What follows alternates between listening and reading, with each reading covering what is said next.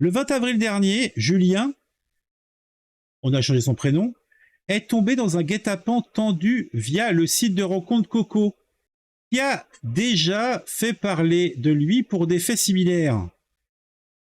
Violemment agressé, tabassé et dénudé en raison de son homosexualité à Vigenal, à Limoges, il a décidé de se battre pour que justice soit rendue et prévenir des risques encourus. Aujourd'hui, j'ai une vie qui commence à rassembler à celle que j'avais avant. Avant ce 20 avril 2023, ce jour-là, Julien, 40 ans, pense rencontrer un homme avec qui il a conversé pendant quelques jours sur le site coco.fr.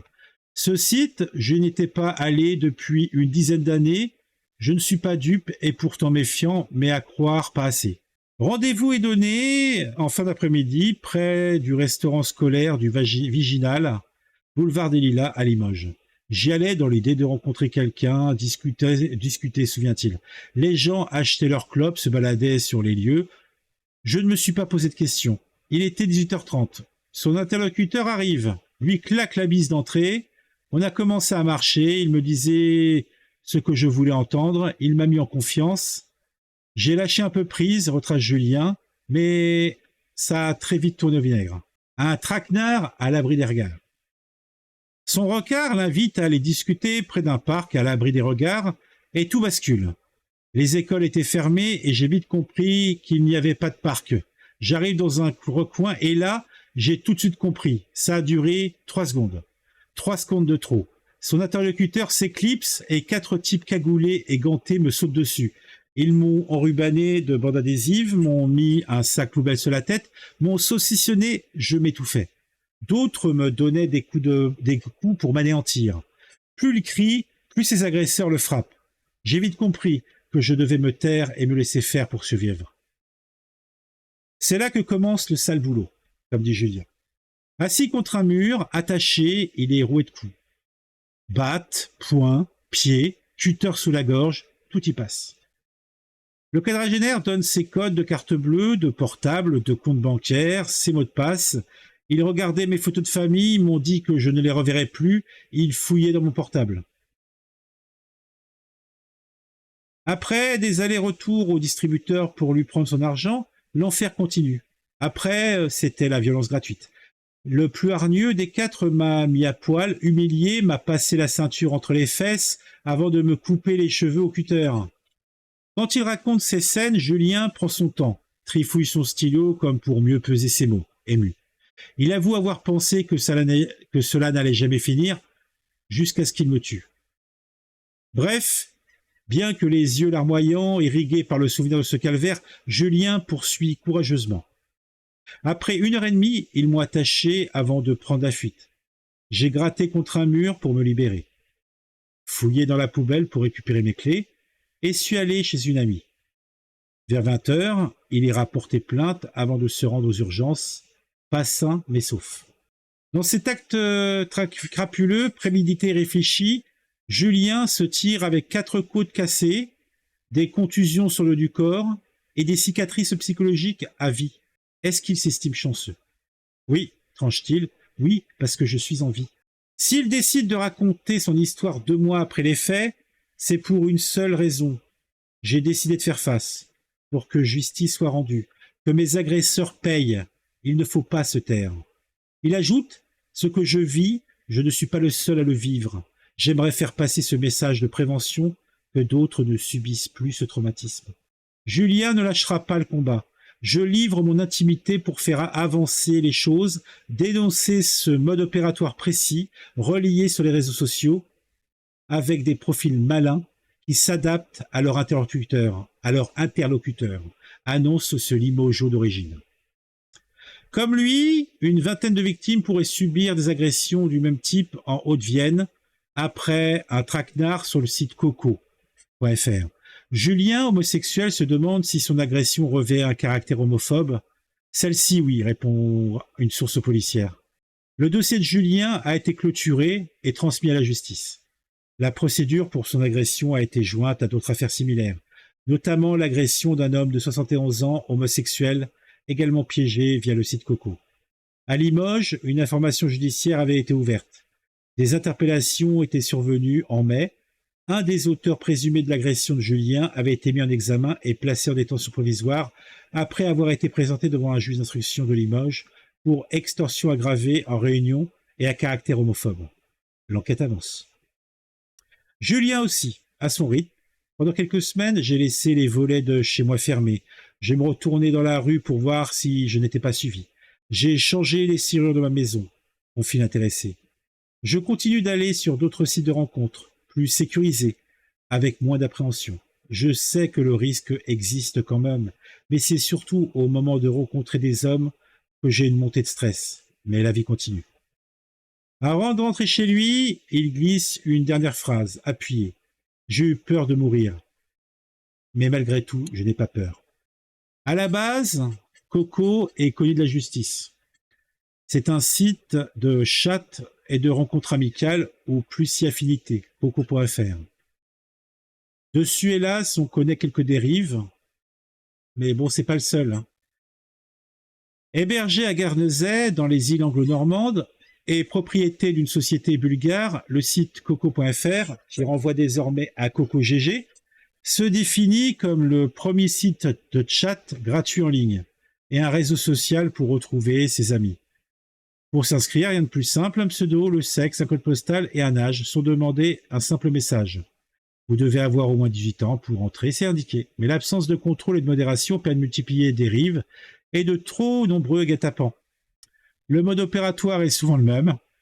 Un rabatteur pour alpaguer les proies, quelques jours de discussion et un rendez-vous fixé de visu. Mais l'absence de contrôle et de modération permet une multitude de dérives et de trop nombreux guet-apens.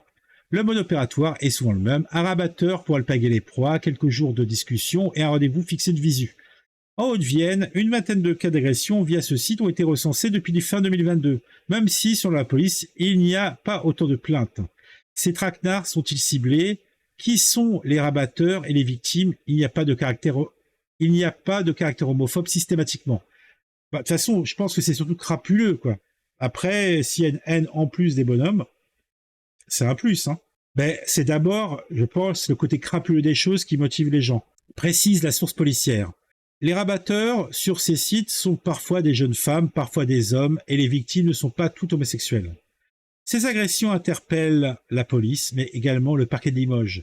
Des enquêtes sont en cours, explique Baptiste Porcher, procureur de la République de Limoges. Ces affaires impliquent des mineurs, mais pas uniquement. Plusieurs interpellations ont eu lieu en Haute-Vienne depuis le début de l'année. Certaines procédures ont été jointes à d'autres. Que dire? J'ai tout dit. En fait, l'article dit tout, hein. Alors, qu'est-ce que vous en pensez, vous? Qu'est-ce que vous dites de beau? L'homophobie est une honte et malheureusement, elle existe toujours. Quand j'ai grandi, c'était les années 80. C'était l'époque où le sida est apparu. Et à l'époque, le sida a touché avant tout la communauté gay. Moi, à l'époque, je faisais un petit peu de radio libre. Et donc, j'étais en interaction avec Radio Éphémère, Radio Gay, justement, qui étaient les radios où il y avait une communauté gay homme, avec Radio Arc-en-Ciel aussi. Donc, j'ai côtoyé des gens de ce milieu-là à l'époque, alors que j'étais encore gamin. Il y avait, et il y a toujours eu, une homophobie, il y a même une violence, mais c'est quand même assez minoritaire.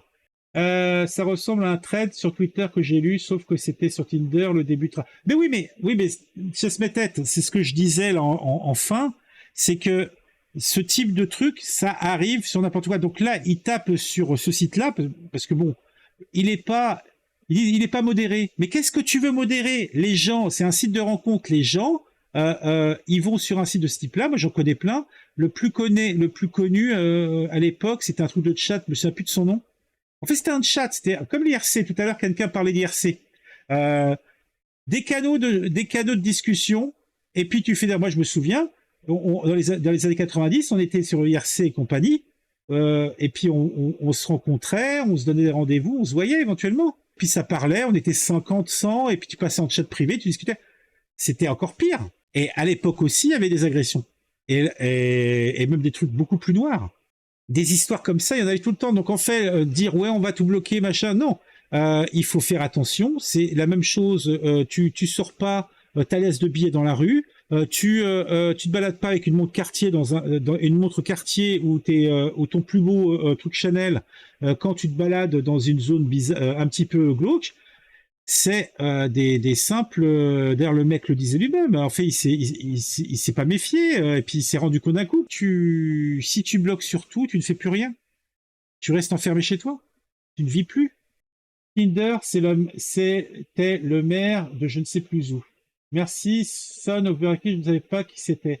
Enfin, maire ou adjoint, je ne sais plus. Je crois que c'est Montreuil. Île anglo-normande, donc pas loi européenne.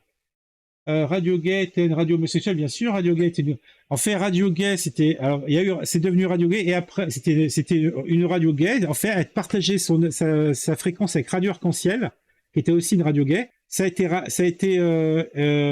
sont devenus Radio G et ont changé de rotation. Bah, il y avait toujours une équipe dirigeante qui était gay, mais en fin de compte, ils ont changé. Ils sont mis dans la musique électronique, techno et compagnie. D'ailleurs, et puis il y a eu des retours vers le gay à certains moments donnés, mais en fait, ils ont quitté la niche. Mais moi, je te parle véritablement de l'époque quand c'était encore une radio pirate, avant la distribution tout s'est stabilisé en 87. En fait, c'est en 87 que la haute autorité a fait la distribution définitive des ondes, et après, pour avoir une fréquence, il fallait acheter. À pas confondre avec Radio G, qui était Radio Gennevilliers, qui n'était pas une radio gay, c'était la radio de la mairie de Gennevilliers. Tiens, puisque tu as connu l'époque radio libre des années 80, est-ce que tu penses comme moi que les streamings n'est que la pro? Mais c'est exactement pareil, les radios libres. À la base, c'est un truc, bon, ça existait déjà aux États-Unis parce que eux, ils ont ça depuis très très longtemps. En fin de compte, moi, je me souviens, moi, j'en ai fait un petit peu à titre personnel, mais bon, j'étais pas très doué. Bah, j'étais un gamin, j'avais 14, 15, 16 ans quand je faisais ça, à 17 ans. Moi, il y avait un mec qui s'appelait l'Infernal.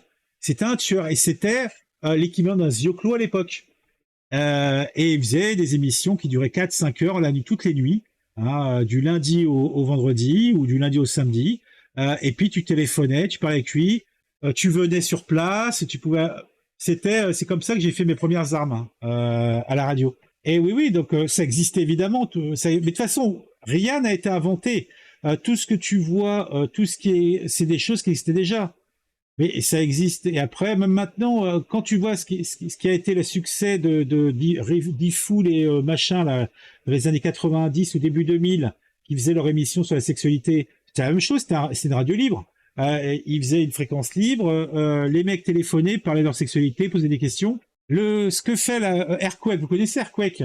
Il passe Nostal-GG. Nostal-GG, c'était quoi? C'était un petit peu... ouais, Doc et D-Fool, c'est ça, merci, Son. Je sais pas si vous connaissez Airquake, Nostalgique, vous voulez que je mette le lien pour ceux qui ne le connaissent pas? Bon, de toute façon, on est 8, je pense que vous le connaissez tous.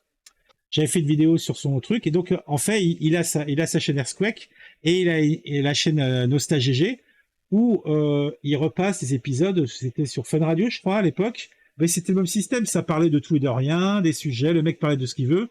Mais donc en fait, il y a rien n'a été inventé, c'est des choses qui existaient. Je pense pas que les concepts, en fait, tout ce qui est live streaming à ce niveau-là rien n'a été inventé. Tout ce qui est émission politique en streaming, tout ce qui est débat en streaming, tout ça, rien n'a été inventé. Ce qui est original, c'est tout ce qui est lié au gaming, tout ce qui est lié en fait aux interactions directes, peut-être éventuellement. Mais même là, je pense que c'est une transposition d'un truc qui existait déjà.